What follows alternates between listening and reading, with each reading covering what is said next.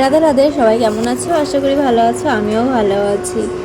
তো সকালবেলা কে কে তোমরা ঘুগনি বানিয়েছো, লুচি বানিয়েছো, তোমরা একটু কমেন্ট করে জানাবে। তো আমি কিন্তু বানিয়ে ফেলেছি। তো আমি এখন দেখো, এটাকেই মনে হয় কাবলি ছোলা বলে।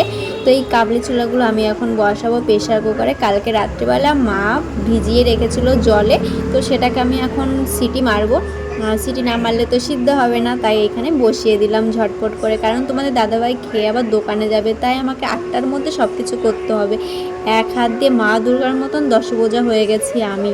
তো এইখানে সিটি বসিয়ে দিয়েছি, আর এইটাকে আমি মেখে নিয়েছি। দেখো, তেল, চিনি, লবণ, সোডা কী কী আছে সব কিছু দিয়ে টিয়ে মেখে নিয়েছি। আর এখন আমি সেটাকে বেলে লুচি বানাচ্ছি।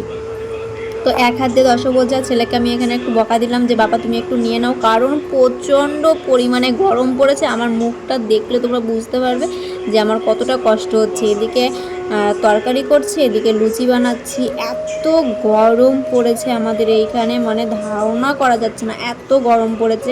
তো আমার ভীষণই কষ্ট হচ্ছিল আজকে সকালবেলা। তো জানি না কেন, মনে হচ্ছে গরমের জন্যই হচ্ছে, কারণ এক হাত দিয়ে এত কিছু করতে গেলে একটু কষ্ট হবেই। আর আমারও সেই কষ্টটাও হচ্ছিল, কিন্তু কি করা যাবে, করতে তো হবেই। এদিকে দোকানে মা রয়েছে, দোকানে লোক আছে, তার জন্য মা ওই দিকটা সামলাচ্ছে, আর আমাকে এক হাত দিয়ে এই দিকটা সামলাতে হচ্ছে। তো যাই হোক, মা দুর্গা যদি 10 হাতে 10 বোঝা হতে পারে, তাহলে আমি কেন পারবো না? তো তাই মনে করে ঝটপট করে কাজগুলো শুরু করে ফেললাম। তো এর মধ্যে ছেলে তো বসে পড়েছে, তোমাদের দাদাভাই গেছে স্নান করতে। স্নান করে আসলে তারপরে তোমাদের দাদাভাইকে খেতে দিতে হবে। আর তো চলো, এখানে আমার দেখো রান্না কমপ্লিট।